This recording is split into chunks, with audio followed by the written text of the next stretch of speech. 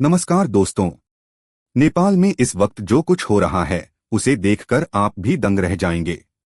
प्रधानमंत्री से लेकर राष्ट्रपति और पूरे कैबिनेट तक के इस्तीफे हो चुके हैं, लेकिन फिर भी सड़क पर उतर आए गुस्साए युवा शांत होने का नाम नहीं ले रहे। कर्फ्यू, इंटरनेट ब्लैकआउट, हिंसा और अब अंतरिम सरकार पर खींचतान। सवाल ये है कि नेपाल के भविष्य का रास्ता कौन तय करेगा? क्या सचमुच ये जेन जेड क्रांति है? और क्यों पूर्व चीफ जस्टिस सुशीला कार्की, काठमांडू के मेयर बालेंद्र शाह या फिर धरान के मेयर हरका संपंग जैसे नाम अचानक सबसे बड़े खिलाड़ी बन गए हैं? आइए इस पूरी कहानी को स्टेप बाय स्टेप समझते हैं। सीन 1, इस्तीफों की सुनामी। नेपाल में बीते 72 घंटे ऐसे बीते जैसे किसी फिल्म की पटकथा हो।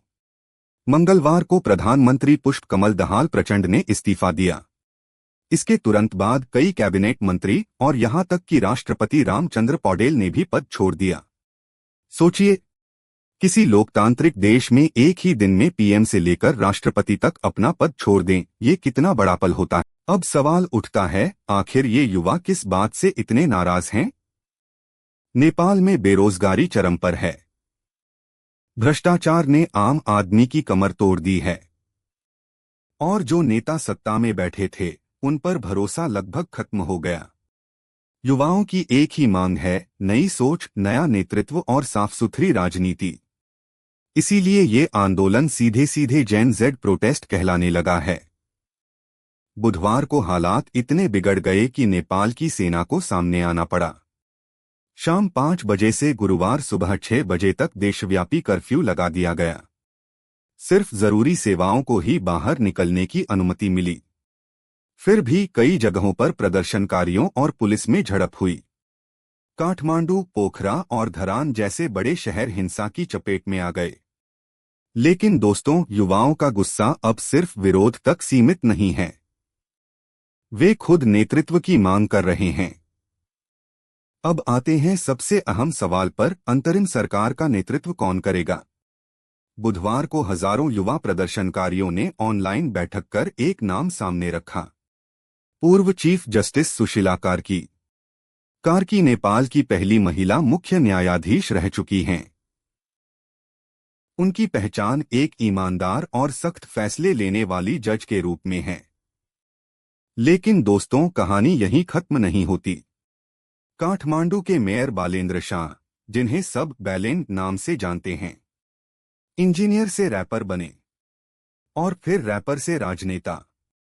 जेन जेड युवाओं की पहली पसंद वही थे, लेकिन उन्होंने खुद कहा कि देश के लिए अभी कार्की ही सही विकल्प हैं। यानी बैलेंड शाह ने कार्की का समर्थन करते हुए राष्ट्रपति से तुरंत अंतरिम सरकार बनाने और संसद भंग करने की मांग कर डाली। नेपाल के नागरिक अखबार ने कुछ और नाम भी गिनाए हैं। धरान के मेयर हरका राजराय, जिन्हें लोग हरका संपंग कहते हैं।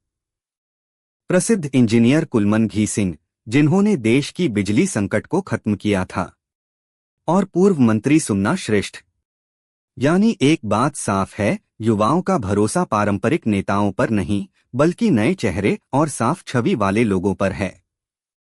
अब जरा सोचिए, हजारों लाखों युवा ऑनलाइन बैठक कर रहे हैं, वोटिंग हो रही है और इंटरनेट की मदद से ये तय किया जा रहा है कि देश का नेतृत्व कौन करेगा। क्या ये भविष्य की राजनीति का नया मॉडल है? सोशल मीडिया और ऑनलाइन वोटिंग से लोकतंत्र तय होगा? ये सवाल सिर्फ नेपाल के लिए नहीं, बल्कि पूरे दक्षिण एशिया के लिए अहम है। नेपाल में जो कुछ हो रहा है उस पर भारत, चीन और अमेरिका की नजर टिकी हुई है। भारत नहीं चाहता कि नेपाल में अस्थिरता से सीमा पर तनाव बढ़े। चीन कोशिश करेगा कि उसका प्रभाव बढ़े और अमेरिका युवाओं की डेमोक्रेटिक मूवमेंट को सपोर्ट करेगा। यानी नेपाल की ये क्रांति सिर्फ घरेलू नहीं है, इसके जियोपॉलिटिकल इम्प्लीकेशन भी हैं। फिलहाल सबसे बड़ा सवाल यही है, क्या राष्ट्रपति अंतरिम सरकार की घोषणा करेंगे? क्या संसद भंग होगी और क्या युवा शांत होंगे?